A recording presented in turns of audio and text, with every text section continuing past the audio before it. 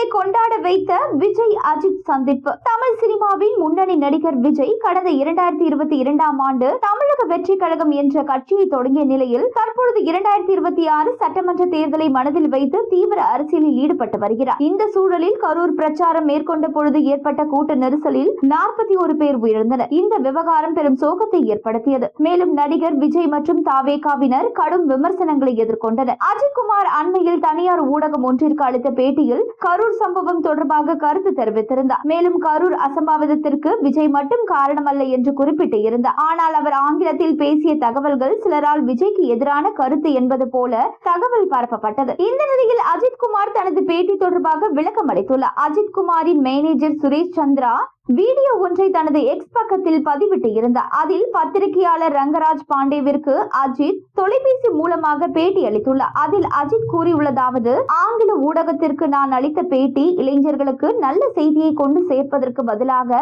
ஒரு சிலரால் அவர்களின் அஜெண்டாவை கொண்டு சேர்ப்பதற்கு பயன்படுத்தப்பட்டுள்ளது. எனக்கு தெரியும், இங்கு எதை எடுத்தாலும் பரபரப்பாக்கத்தான் முயல்வார்கள். ஆனால் நான் நேர்மறையான எண்ணத்துடன் எனக்கு பிடித்த பாதையில் பயணிக்க விரும்புகிறேன். அதே போல எனது பேட்டியை விஜய்க்கு எதிராக கட்டமைக்க சிலர் முயற்சிக்கின்றனர். அவர்கள் அமைதியாக இருப்பது நல்லது. என்றுமே நான் விஜய்க்கு நல்லதே நினைத்திருக்கிறேன், வாழ்த்தி இருக்கிறேன். எல்லோருமே அவரவர் குடும்பத்துடன் சந்தோஷமாக வாழ வாழ்த்துகிறேன் என்று கூறியுள்ளார். அஜித் விஜய் மோதல் ரசிகர்கள் போர் என்று திரித்து வெளியிடுகின்றனர் என்று வருத்தம் தெரிவித்த அஜித் தனது கருத்துக்கள் யாரையும் பாதிக்கும் நோக்கில் இல்லை என்று உறுதிப்படுத்தினார். அஜித்தும் விஜயும் நல்ல நண்பர்கள் என்பது மீண்டும் உறுதியாகியுள்ளது. விரைவில் இவர்களின் சந்திப்பு நடைபெற வாய்ப்புள்ளதாகவும் கூறப்படுகிறது. இவர்கள் சந்தித்துக் கொண்ட புகைப்படங்கள் வெளியானால் தமிழ் சினிமாவே மிரண்டுவிடும். ஏற்கனவே பலமுறை விஜயும் அஜித்தும் சந்தித்து பேசி இருக்கின்றனர். ஆனால் தற்பொழுது விஜய் அரசியலில் இறங்கி இருப்பதால் இவர்கள் சந்திப்பு முக்கிய கவனம் பெறும் என்பது குறிப்பிடத்தக்கது.